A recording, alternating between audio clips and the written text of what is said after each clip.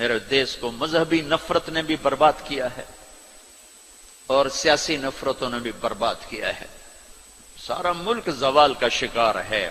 میں سیاستدانوں کا صرف گلہ نہیں کرتا ہوں، میرا تو ریڑھی پہ سیب بیچنے والا بھی بددیانت ہے، خائن ہے. تو میں سیاستدانوں کا گلہ کیا کروں، میں افسران کا، بیوروکریسی کا رونا کیا رہوں. ہمارا تو چپڑاسی بھی بددیانت ہے. اللہ اس کے رسول کی غلامی کو ڈھونڈو. مذہبی نفرتوں کا شکار مت ہو. ہماری نسلوں میں بڑے دکھ سے یہ باتیں کہہ رہا ہوں کہ جیسی نفرت میں نے پاکستان میں دیکھی ہے مذہب کی، پوری دنیا میں کہیں نہیں دیکھی. مذہب کا اختلاف کب نہیں تھا؟ میرے نبی کی موجودگی میں صحابہ میں اختلاف تھا، نبی کی موجودگی میں اختلاف تھا. اختلاف ختم ہی نہیں ہو سکتا. محبت کرنا سیکھو، محبت کرنا سیکھو، محبت کرنا سیکھو. تم اپنے نبی کی سیرت اٹھا کے دیکھو، منافقوں کو گلے لگایا. عبداللہ بن ابی مرنے کے قریب ہوا. عبداللہ بن ابی غلیظ ترین انسان اور جہنم کے سب سے نیچے. ابو جہل اوپر ہے، عبداللہ بن ابی نیچے ہے. ابو جہل اوپر ہے، عبداللہ بن ابی اس سے نیچے ہے، لیکن اس نے اسلام کا لبادہ اوڑھا. میرے نبی کا عام آدمی، میرے نبی کو تو سارے منافقوں کا پتا تھا کہ کون کون ہیں، باقی صحابہ کو نہیں پتا تھا کہ کون ہے، لیکن عبداللہ بن ابی کے بارے میں سب کو پتا تھا یہ منافق ہے. اس کے بیٹے آ گئے، وہ صحابی تھے، کہ یا رسول اللہ میرا باپ مر رہا ہے، آپ جنازہ پڑھائیں گے؟ کہا ہاں پڑھاؤں گا. تو اس کے کفن کے لیے آپ اپنا کرتا دے دیں گے؟ کہا ہاں. آپ نے اپنا کرتا اتار کے دے دیا. آپ کہتے ہیں میں منافق کے لیے کیوں کروں؟ کرتا دے دیا. وہ مر گیا تو اس کے جنازے پہ کھڑے ہو گئے. حضرت عمر سامنے آ کے کھڑے ہو گئے. یا رسول اللہ یہ کون ہے، پتہ ہے؟ کہا ہاں پتہ ہے. کہا تو اس کا آپ جنازہ کیوں پڑھا رہے ہیں؟ کہا میرے اللہ نے مجھے ابھی تک روکا نہیں، یوں کہا ہے پڑھ یا نہ پڑھ میں معاف نہیں کروں گا. میں پڑھتا ہوں، شاید اللہ معاف کرتا.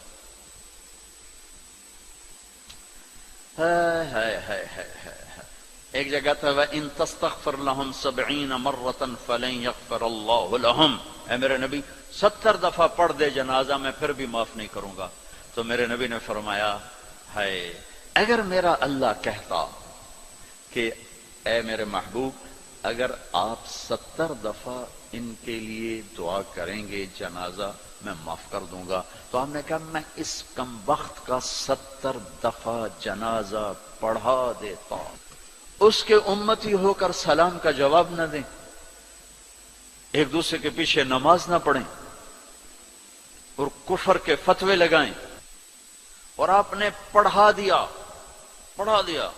اور فرمایا ابھی مجھے اللہ نے روکا نہیں، اختیار دیا ہے، شاید بخشا جائے. وہ اس کی میت کو لے کر گئے، وہ جلدی نکل گئے، آپ ذرا پیچھے رہ گئے. تو اس کو قبر میں اتار دیا تھا. ہم نے کہا باہر نکالو. اس کی میت کو باہر نکالا، اپنا لعاب اپنی انگلی پہ لگایا اور اس کے منہ میں ایسا ڈالا کہ شاید اللہ اس کی تو فعل ہی اس کی بخشش فرما دے. اس منظر کو دیکھ کر 100 منافق کلمہ پڑھ گئے. 100 منافق کلمہ پڑھ گئے.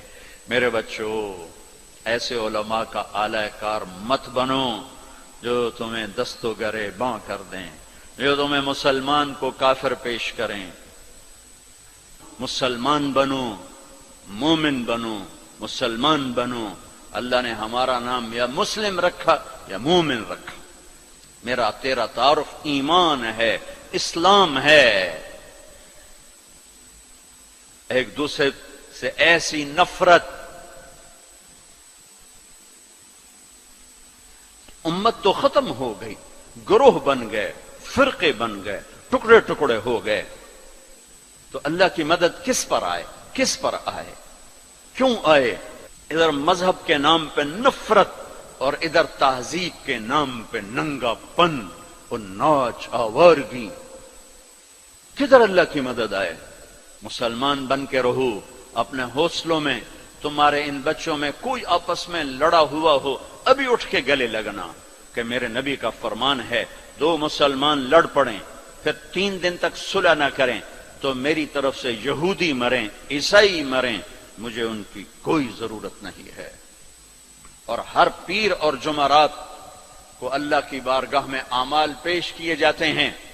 اعمال پیش کیے جاتے ہیں۔